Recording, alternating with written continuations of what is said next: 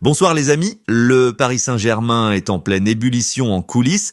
Le club de la capitale a entamé plusieurs négociations importantes concernant l'avenir de ses joueurs clés et certains dossiers commencent déjà à faire beaucoup de bruit. Première priorité du moment, Bradley Barcola.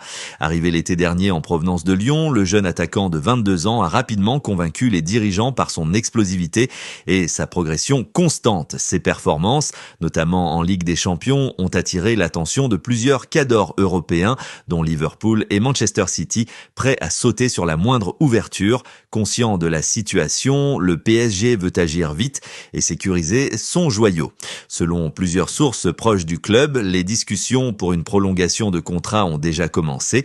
Le club parisien souhaite offrir à Barcola un nouveau bail à long terme, assorti d'une revalorisation salariale significative, preuve de la confiance placée en lui. La direction espère finaliser ce dossier avant la fin de l'année afin d'éviter toute tentative d'approche extérieure pendant le mercato hivernal. Mais ce n'est pas tout. Un autre dossier brûlant secoue actuellement le vestiaire parisien, celui d'Ousmane Dembélé. Auréolé de son ballon d'or 2025, l'ailier français est au sommet de sa carrière et son entourage estime que son statut doit désormais être reconnu financièrement. Le clan Dembélé a donc réclamé une revalorisation salariale importante. Les négociations sont ouvertes, mais elles s'annoncent tendues. Le PSG, déjà confronté à une masse salariale élevée, veut éviter un déséquilibre dans le vestiaire. Luis Campos et Nasser Al-Khelaifi cherchent un compromis. Prolonger Dembélé, oui, mais pas à n'importe quel prix. Le joueur, lui, souhaite être aligné sur les plus gros salaires du club à hauteur de ce que perçoivent les cadres offensifs de l'équipe. Le Ballon d'Or renforce sa position et le PSG sait qu'il sera difficile de dire non sans créer de remous internes. En parallèle, le club parisien suit un autre dossier plus discret mais stratégique, celui de Willian Pacho. Recruté il y a peu pour renforcer la défense, l'Équatorien a rapidement conquis le staff grâce à sa régularité et son engagement. Le PSG envisagerait déjà de lui proposer un nouveau contrat, preuve que le joueur s'est imposé comme un élément fiable et prometteur à long terme. Cette démarche vise aussi à couper court à tout intérêt extérieur, notamment de clubs italiens et allemands qui suivent sa progression de près. Le PSG veut donc verrouiller ses talents avant le prochain mercato. Entre prolongation, augmentation et nouvelles discussions contractuelles, la direction parisienne mène une stratégie claire. Stabiliser son effectif et éviter tout feuilleton qui pourrait perturber la dynamique du groupe. Du côté du Barça, c'est un véritable coup dur. L'attaquant polonais Robert Lewandowski s'est blessé à l'ischio-jambier lors du dernier entraînement collectif avant la trêve internationale. D'après les premiers examens médicaux effectués au centre Johann Gamper, la blessure serait plus sérieuse que prévu. Les médecins du club parlent d'une indisponibilité estimée entre 3 et 4 semaines, ce qui le priverait de plusieurs rencontres importantes, notamment en Liga et en Ligue des Champions. À 37 ans, Lewandowski commence à ressentir le poids des saisons et le staff catalan veut éviter tout risque de rechute. Le club préfère donc miser sur la prudence, quitte à réorganiser entièrement son attaque pendant cette période délicate. Cette absence ouvre une porte inattendue à un jeune joueur formé à la Masia, Fermín López. Le milieu offensif espagnol, déjà remarqué pour son activité et sa justesse technique, pourrait être repositionné plus haut sur le terrain. Xavi, qui suit de très près sa progression, envisage sérieusement de lui confier un rôle plus important dans le 11 de départ. D'après plusieurs sources proches du vestiaire, Fermín aurait impressionné le staff technique par son implication et son intelligence tactique.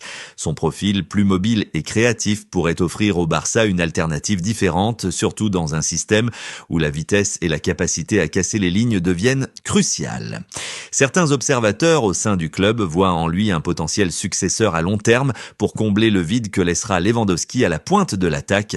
Mais pendant que les jeunes prennent des responsabilités, la direction du Barça travaille en coulisses sur un autre dossier d'envergure, la prolongation de contrat de Frenkie de Jong. Le milieu néerlandais, pilier du système de Xavi, est enfin pleinement épanoui au club après plusieurs saisons d'incertitude.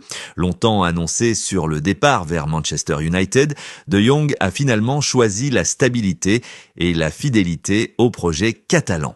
Ses prestations constantes et son influence dans le jeu ont convaincu Joan Laporta de le récompenser.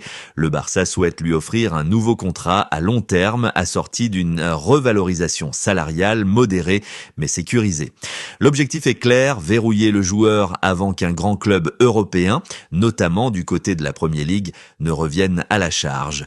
Les discussions entre le clan de Jong et la direction sportive sont déjà bien avancées. Le joueur, très attaché à la ville et à son environnement, ne cache plus son envie de s'inscrire dans la durée. Pour le Barça, c'est aussi un signal fort. Garder ses cadres tout en intégrant progressivement la nouvelle génération issue de la Masia, une gestion équilibrée entre expérience et jeunesse qui reste au cœur du projet de Xavi et de Deco. Pendant ce temps, du côté de Madrid, le Real prépare lui aussi ses grandes manœuvres pour le prochain mercato estival et cette fois, c'est en Allemagne que Florentino Pérez a jeté son dévolu. D'après les dernières informations venues d'Espagne et confirmées par plusieurs médias allemands, Dayot Upamecano serait devenu la priorité défensive du Real Madrid pour la saison prochaine. Les dirigeants madrilènes cherchent activement à renforcer leur arrière-garde, fragilisé par les blessures répétées de David Alaba et d'Eder Milito. Le profil d'Upamecano coche toutes les cases, jeune, expérimenté, international français et habitué aux grands rendez-vous. Sous contrat avec le Bayern Munich, le défenseur tricolore reste une pièce importante du système bavarois, mais sa situation n'est plus aussi claire qu'avant. Le Bayern n'exclurait pas une vente si une offre conséquente arrivait sur la table, notamment pour financer d'autres recrues ciblées par le club. Le Real Madrid, conscient de l'opportunité, prépare déjà une première approche. Carlo Ancelotti apprécierait particulièrement la puissance, la relance et la lecture du jeu d'Upamecano. Les contacts entre les deux camps auraient déjà commencé de manière informelle, même si rien n'est encore signé. Cette rumeur s'inscrit dans une logique plus large du Real Madrid, renforcer tous les secteurs clés de l'équipe pour préparer la relève.